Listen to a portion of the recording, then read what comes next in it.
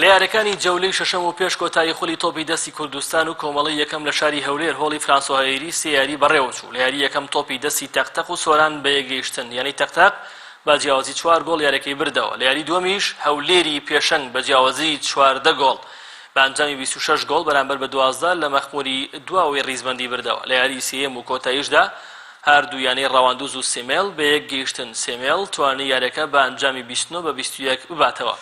دوای بەڕێوەچوونی 6 جەولە لە یاریەکانی هەریەک لە هەولێر کە تەواوی یاریەکانی بردوتەوە بە 10 خاڵ و سێمێڵیش بە پلەی دووەم بە هەمان ڕێژەی خاڵ و تەقتەق بە 6 خاڵ گەیشتیان بە خۆناغی داهاتوو مسۆگەر کردووە. لە پلەکانی چوارەم و پێنجەم و شەشەم یانەکانی بەردەڕەش و سۆران و ڕەواندۆست دەبیندرێن. لە کۆتا جەولە شەڕی بلێتی چوارەمی سەرکەوتن بۆ خۆناغی داهاتوو دەکەن.